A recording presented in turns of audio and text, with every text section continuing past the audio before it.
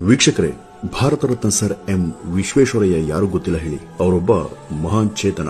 ಒಮ್ಮೆ ಅಮೆರಿಕದಿಂದ ಬಂದ ಒಂದಷ್ಟು ಇಂಜಿನಿಯರ್ಗಳು ಸರ್ ಎಂ ವಿಶ್ವೇಶ್ವರಯ್ಯ ಅವರನ್ನ ಭೇಟಿ ಮಾಡಿ ಅಮೆರಿಕದಲ್ಲಿ ಒಂದು ಡ್ಯಾಮ್ ಅನ್ನ ಕಟ್ಟೋದಿಕ್ಕೆ ಕೇಳಿಕೊಳ್ತಾರೆ.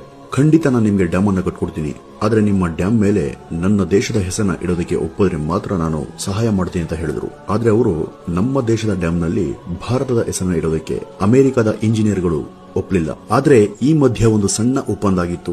ಆ ಡ್ಯಾಮ್ನ ಯಾವ್ದಾದ್ರು ಒಂದು ಮೂಲೆಯಲ್ಲಿ ಇಂಡಿಯಾ ಅಂತ ಬರೀತೀನಿ ಅಂತ ಸರ್ ಎಂ ವಿಶ್ವೇಶ್ವರಯ್ಯನವರು ಅಮೆರಿಕದ ಇಂಜಿನಿಯರ್ಗಳ ಬಳಿ ಒಪ್ಪಿಗೆ ತಗೊಂಡಿದ್ರು. ಕೊನೆಗೆ ಡ್ಯಾಮ್ನ ಕೆಲಸ ಮುಗಿಯಿತು. ಆ ಡ್ಯಾಮ್ನ ಉದ್ಘಾಟನೆ ಸಂದರ್ಭದಲ್ಲಿ ಸರ್ ಎಂವಿ ಅವರನ್ನ ಕೇಳಲಾಯಿತು, ನಿಮ್ಮ ಒಂದು ಬೇಡಿಕೆಗೆ ಒಪ್ತಿದ್ರು ಸಹ ನೀವು ನಮಗೆ ಯಾಕೆ ಸಹಾಯ ಮಾಡಿದ್ರಿ ಅಂತ ಕೇಳಿದ್ರು. ಆಗ ಸರ್ ಎಂವಿ ಅವರು ಅವರನ್ನ ಕರೆದು ಹೆಲಿಕಾಪ್ಟರ್ ನಲ್ಲಿ ಕೂರಿಸಿ ಡ್ಯಾಮ್ನ ಮೇಲೆ ಹಾರಾಟ ಮಾಡಿ ತೋರಿಸಿದ್ರು. ಆಗ ಇಡೀ ಡ್ಯಾಮ್ನ ರಚನೆ ಮೇಲಿಂದ ಇಂಡಿಯಾ ಅಂತ ಕಾಣ್ತಾ ಇತ್ತು. ಇದಿಷ್ಟೇ ಅಲ್ಲ, ನಾನು ಈ ಡ್ಯಾಮ್ನ ಮೂಲೆಯಲ್ಲಿ ಇಂಡಿಯಾ ಅಂತ ಬರೆದಿದ್ದೀನಲ್ಲ, ಆ 5 ಅಕ್ಷರದಲ್ಲಿ ಅದರಲ್ಲಿ ಯಾವುದೇ ಒಂದೇ ಒಂದು ಕಲ್ಲನ್ನ ನೀವು ತೆಗೆದ್ರು ಪೂರ್ತಿ ಡ್ಯಾಮೇ ಬಿದ್ದು ಹೋಗುತ್ತೆ ಅಂತ ಹೇಳಿದ್ರು. ಆಗ ಸರ್ ಎಂವಿ ಅವರ ತಾಕತ್ತಿಗೆ ಅಮೆರಿಕದ ಇಂಜಿನಿಯರ್ಗಳು ಬೆರಗಾಗೋದ್ರು.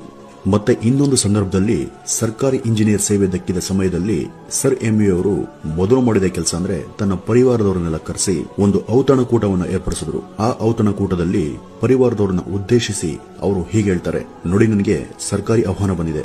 ನಾನು ಸರ್ಕಾರಿ ನೌಕರನಾಗಿದ್ದಾಗ ನಿಮ್ಮ ಪರವಾಗಿ ಯಾವ ಸಹಾಯವನ್ನು ನೀವು ನನ್ನಿಂದ ನಿರೀಕ್ಷೆ ಮಾಡೋ ಹಾಗಿಲ್ಲ. ಆ ರೀತಿ Download ShareChat.